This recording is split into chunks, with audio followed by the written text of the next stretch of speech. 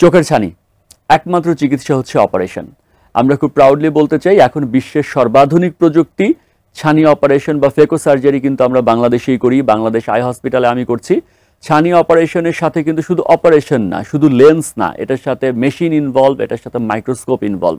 So যখন ছানি operation আপনার সর্বাধুনিক প্রযুক্তির লেন্স, সর্বাধুনিক প্রযুক্তির মাইক্রোস্কোপ, সর্বাধুনিক প্রযুক্তির মেশিন, ফেকো মেশিন ব্যবহার করে হবে, অবশ্যই সেই ছানি অপারেশনের আউটকাম এবং আপনার দৃষ্টি অবশ্যই সেখানে উন্নত হবে, যদি আপনার ডায়াবেটিস জনিত বা চোখের নার্ভ জনিত বা রেটিনা জনিত অন্য কোনো সমস্যা না থাকে।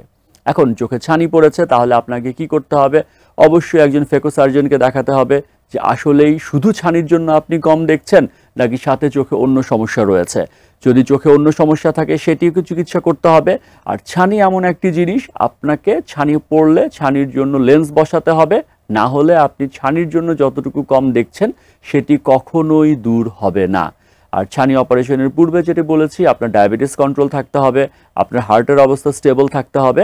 আর এখন কিন্তু ছানি অপারেশন সম্পূর্ণভাবে ইনজেকশনবিহীন, ব্যথাবিহীন, রক্তপাতবিহীন এবং ব্যান্ডেজবিহীন। অপারেশন করতে 10 থেকে 12 মিনিট সময় লাগে। আর ছানি অপারেশনের পর আপনার কি করতে হবে?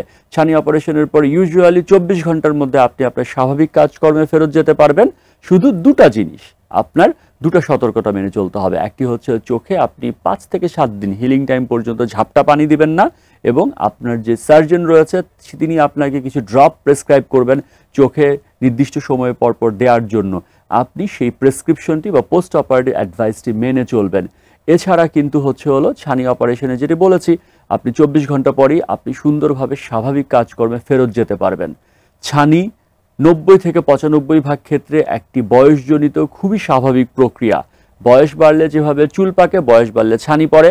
অপারেশনের মাধ্যমে আপনি জাস্ট পরের দিনই সুস্থ জীবনে ফিরে যেতে পারবেন।